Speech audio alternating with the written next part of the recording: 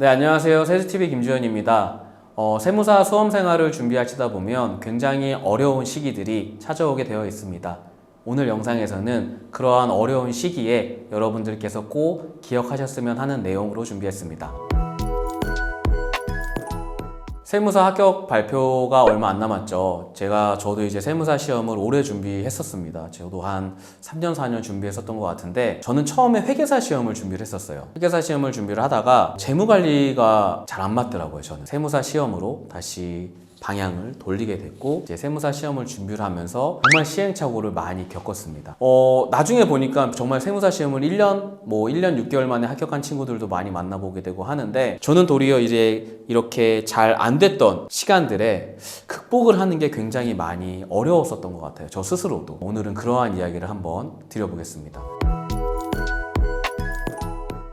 세무사 시험을 저희가 이렇게 합격자 발표를 앞두고 또 이렇게 두근거리는 마음으로 있다가 막상 합격자 발표 날 우리의 이름이 거기에, 우리의 수험 번호가 거기에 안 나오게 되면 굉장히 힘들어요. 마음이 굉장히 저도 힘들었었던 것 같아요. 그때 제일 저를 힘들게 했던 감정은 어떤 느낌이었냐면, 저는 정말 1년 동안 열심히 했다라고 생각을 했었어요. 열심히 했는데 그 날, 그 발표 혹은 그 시험을 본 날, 그리고 그 시험이 발표되는 날, 내 이름이 없었다라는 사실이 마치 내가 1년 동안 노력을 했던 이러한 노력마저 부정당하는 느낌이 강했었던 것 같아요. 이게 물론 주변 사람들이 볼 때 저를 그렇게 보지는 않았을까요? 봤을까요? 봤을 수도 있죠. 봤을 수도 있고, 또 혹은 어떠한 사람들은 위로의 말을 해줄 수도 있지만, 저 스스로가 굉장히 예민해지는 시기인 것 같아요. 그러다 보니까 그 시기에 마치 누가 나한테 조금만 이렇게 해도 나의 1년의 노력을 부정하는 것 같은 이러한 생각들 때문에 저 스스로를 많이 굉장히 힘들게 했었던 시기였던 것 같습니다. 지금 돌이켜보면 이 시험이라는 제도가 가지고 있는 한계라고 저는 생각을 해요. 내가 1년 동안 정말 열심히 했음에도 불구하고 시험 발표 날 내 이름이 없다라고 하는 사실 자체가 내 1년이 그냥 날아가 버리는 느낌을 되게 많이 받게 됐었습니다. 그러한 극복을 저는 어떻게 했냐면, 솔직히 마지막 제가 합격하는 연도에는 그때 1차 붙고 2차를 동차로 합격을 했었는데, 저는 그만두려고 했었어요.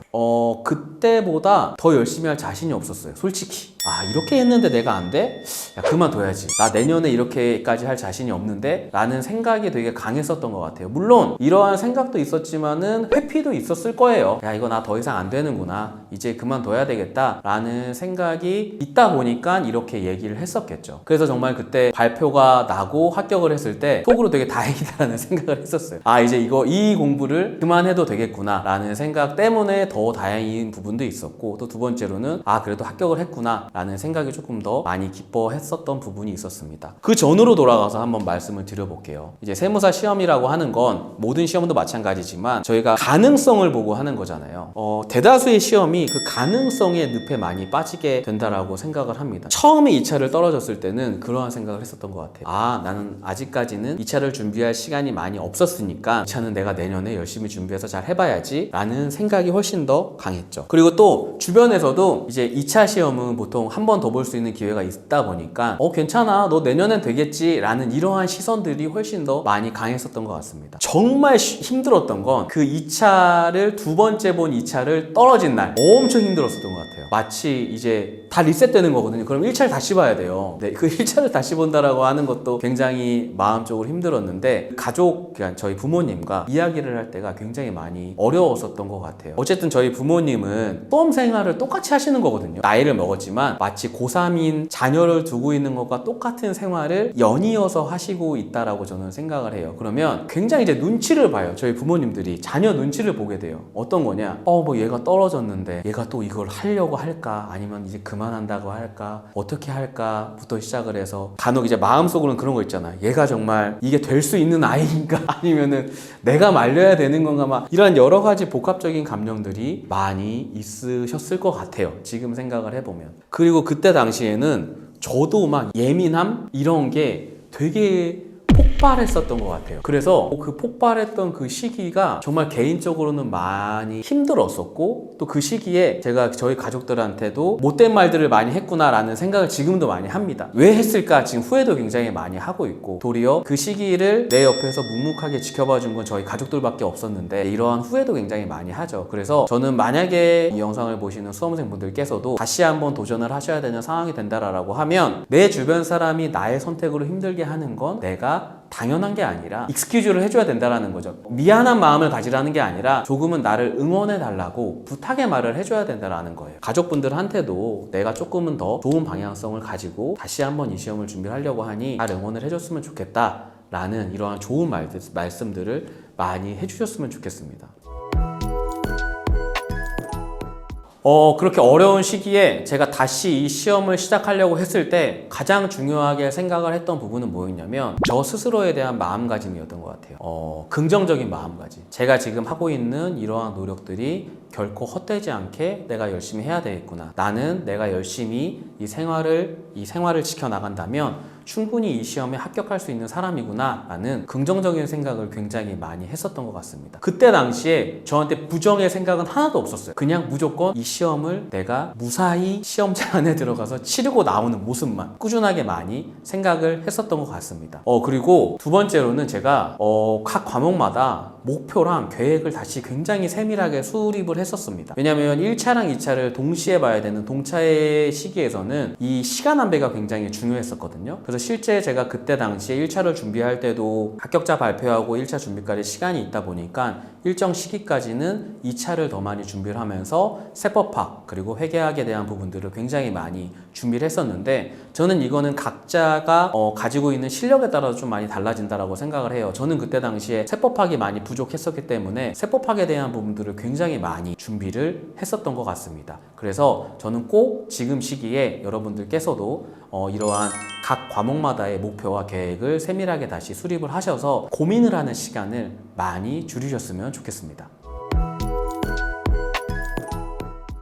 세 번째로는 저는 이게 가장 중요하다고 생각을 합니다. 어떤 거냐면, 자기 동기부여가 제일 중요해요. 물론 이게 자기 동기부여가 외적으로 오는 동기부여가 있죠. 외적으로 오는 동기부여는 뭐가 있을까요? 세무사 시험을 준비하고 계시니까 세무사가 되고 난 다음에 나의 모습, 이러한 부분들이 아마 외적으로 동기를 받을 수 있는 부분일 거라고 생각을 합니다. 세무사가 되고 나면 마이너스 통장이 나오거든요. 굉장히 큰 금액이 마이너스 통장으로 나옵니다.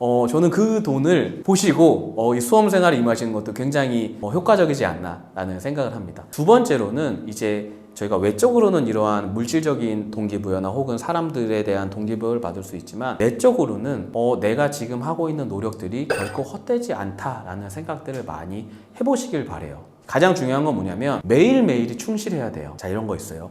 매일매일 제가 11시에 공부를 끝나고 그 앞에서 버스를 타고 집에 올 때 무슨 생각을 했을까요? 저는 매일매일 제가 했던 생각은, 오늘 하루도 나 정말 열심히 살았구나. 오늘 빨리 가서 집에 가서 빨리 씻고 자서 내일도 똑같이 이 생활을 해야지 라는 생각을 굉장히 많이 했었던 것 같아요. 왜 그랬을까요? 제가 1년 동안 이거 하기로 약속했잖아요. 매일매일 이런 생활 하기로 약속한 거잖아요. 제가 스스로가. 이 약속은 나만 알아요. 내가 정말 오늘 하루를 열심히 살았는지는 다른 사람이 절대 알 수 없어요. 나 스스로는 알고 있거든요. 그래서 저는 여러분들께서도 매일매일 여러분들의 활동을 점검을 하시고, 여러분들이 충분히 올바른 길로 가고 있다라고 스스로 칭찬을 해주시기를 바랍니다.